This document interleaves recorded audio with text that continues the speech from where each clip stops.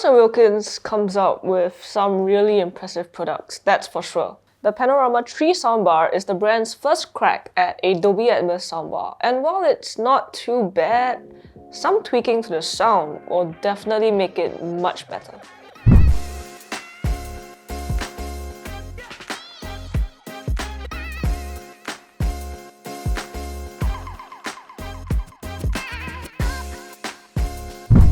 Hey guys, we have the Bowers Wilkins Panorama 3 soundbar with us today, and at 1,680 Singapore dollars or $999 US, it's certainly on the pricey side.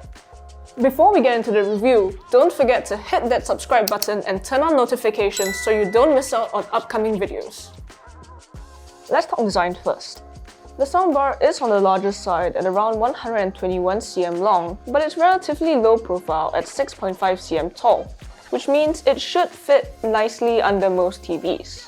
You also get a wall mounting kit in the box, so that option is available if you want it. The soundbar comes in at around 6.5 kg as well, which is about there for its size, but it does mean that if you're doing the setup alone, you do have to be careful wrestling it into place. Around the front and sides, you get a fabric mesh covering, which is pretty nice. On top, there's a reflective piece that houses the touch control buttons.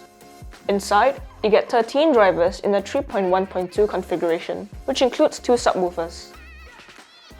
At the back, you get a HDMI eARC port, optical digital input, as well as the port for power. There's no remote included in the box, and the soundbar must be set up using the Bowers & Wilkins Music app. During setup, the app will let users register their TV remote so that it can be used to control the soundbar by pressing the volume up and down buttons, as well as the mute button. Speaking of the app, it's a really simplistic experience. There's no room tuning or any of those, bells and whistles that you get with other speakers. All you get are the streaming options for Tidal and other services, a 2-bar EQ for treble and bass, volume options, and yeah, that's about it. But you really want to tweak the EQ, so it's a good thing that it's available. The speaker also supports AirPlay 2, aptX adaptive Bluetooth codec, and Spotify Connect, which is convenient. I do hope that Bowers & Wilkins expands the list of supported streaming platforms in the app though, especially for Apple Music, because that's what I'm using right now. There's also no way to add a dedicated sub or additional speakers for surround sound, so you are stuck with just the soundbar. The question is, then, is it good enough with just the soundbar? When it comes to movies and shows, yeah, the soundbar is actually quite decent. The speaker is very detailed, and you get a good sense of the soundstage and openness. Thanks to the 2 subwoofers inside, you do get plenty of impact and rumble, even though it's not quite as weighty as you would get with an additional sub. But when things get a bit more complex, dialogue does tend to take a bit of a back seat, which is where, the EQ comes into play. I did find that raising the treble by a notch helped to kind of elevate the voices to be a bit more distinct while not compromising on the other aspects of the sound. The same thing goes for music, really. With the EQ set to neutral, vocals feel quite recessed, and it really does impact songs quite a bit.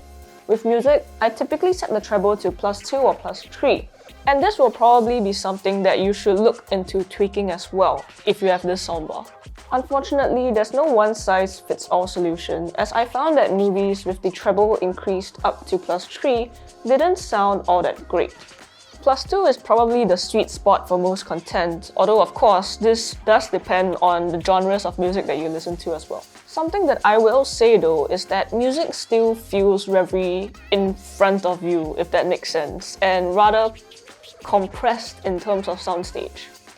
After trying a lot of, really excellent surround sound home theater systems, this is a bit of a letdown.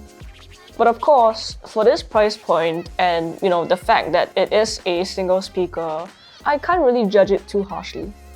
If you want a single soundbar option to work with both movies and music, then the Panorama 3 is a decent option, but don't expect it to excel at both at this price point.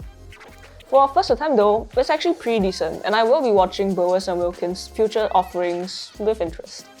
Anyway, those are my thoughts on the Bowers & Wilkins Panorama 3 soundbar. If you guys have any comments or questions, leave them down below. Don't forget to subscribe to us and like this video. Till next one, See you guys.